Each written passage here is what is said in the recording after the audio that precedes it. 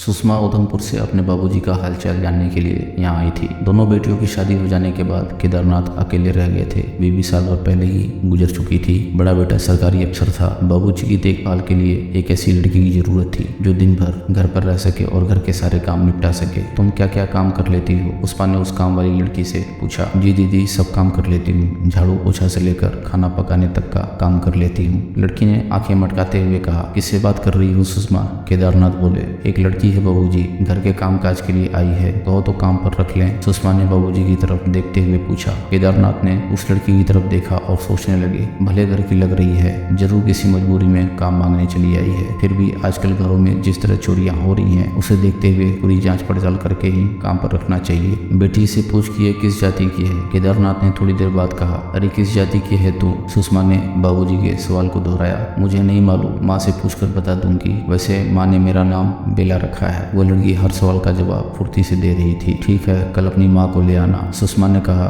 जी दीदी, मैं कल सुबह ही माँ को लेकर आ जाऊंगी, बेला ने कहा और तेजी से वहाँ से चल पड़ी। माँ, मुझे काम मिल गया है। खुशी से चीखते हुए बेला अपनी माँ राधिका से लिपट गई और बोली, बहुत अच्छी है सुषमा दीदी। बेला को जन्म देने के बाद राधिका अपने गाँव को छोड़कर शहर में आ गई थी। बेला को पालने पोसने में उसे बहुत मेहनत करनी पड़ती थी। उसे दूसरों के घरों की सफाई से लेकर कपड़े धोने तक का काम करना पड़ता था। तब कहीं जाकर वो अपना और बेला का पेट पाल सकी थी। जब राधिका पेट से थी तब से अपने गांव में उसे खूब ताने सुनने पड़े थे, पर उसने हिम्मत नहीं हारी थी। वो अपने पेट में खिले फूल को जन्म देने का इरादा कर बैठी थी। अरे ये किसका बीज है, अपने पेट में डाल लाई? बोलती क्यों नहीं करमजली, कम से कम बाप का नाम ही बता दे ताकि हम बच्चे के हक के लिए लड़ सकें। राधिका की माँ ने उसे बुरी तरह पीटते हुए पूछा था। मार खाने के बाद भी राधिका ने अपनी माँ को कुछ नहीं बताया, क्योंकि वह आदमी पैसे वाला था। समाज में उसकी बहुत इज्जत थी और फिर राधिका के पास कोई सबूत भी तो नहीं था। वो किस मुंह से कहेगी कि वह शादी शुदा है, किसी के बच्चे का बाप है। एक तो हम गरीब, ऊपर से बिन ब्याही माँ का कलन। हम किस किस को जवाब देंगे, किस किस का मुंह बंद करेंगे? राधिका की माँ ने खींचते हुए कहा था। क्या सोचा है तूने,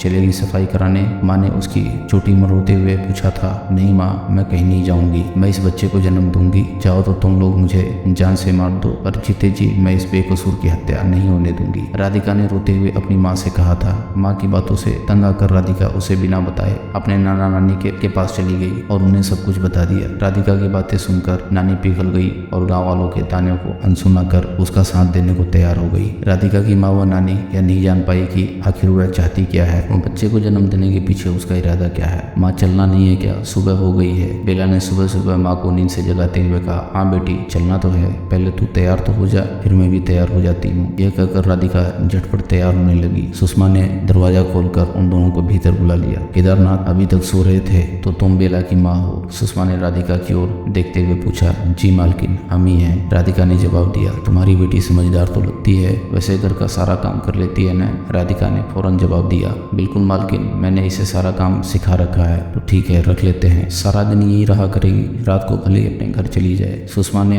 बेला को हर महीने 500 रुपए देने की बात तय कर ली। कौन आया है बेटी? सुबह सुबह किससे बात कर रही हो? केदारनाथ जमाई लेकर उठते हुए बोले। कोई नहीं बाबूजी, काम वाली लड़की आई है, उसी से बात कर रही थी, सुषमा ने जवाब दिया। केदारनाथ बाहर निकले तो राधिका के लंबा सा घूंघट निकालने पर सुषमा को अजीब सा लगा। अच्छा तो हम चलते हैं, राधिका उठते हुए बोली। तो ठीक है, कल से भेज देना बेटी को। सुषमा ने बात पक्की करके बेला को आने के लिए कह दिया। राधिका ने राहत की सांस ली। उसे लगा कि वह कीड़ा जो इतने सालों से उसके जहन में कुलबुला रहा था, उससे छुटकारा पाने का समय आ गया है। सुषमा को भी राहत मिली कि बाबूजी की देखभाल के लिए अच्छी लड़की मिल गई है। वह दूसरे दिन ही ससुराल लौट गई। ए छोकरी, जरा मेरे बदन की मालिश कर दे, सारा बदन दुख रहा है। केदारनाथ ने बादाम के तेल की शीशी बेला के हाथों में पकड़ाते हुए कहा। बेला ने उनके उगड़े बदन पर तेल से मालिश करनी शुरू कर दी। तेरे गाल बहुत फूले फूले हैं, क्या खिलाती है तेरी माँ? केदारनाथ ने अकेलेपन का फायदा उठाते हुए पूछा। माँ, बेला ने चीख कर अपनी माँ को आवाज दी। राधिका वहीं थी। शर्म करो केदार, राधिका ने जोर से दरवाजा खोलते हुए कहा। अपनी ही बेटी के साथ कुकर्म,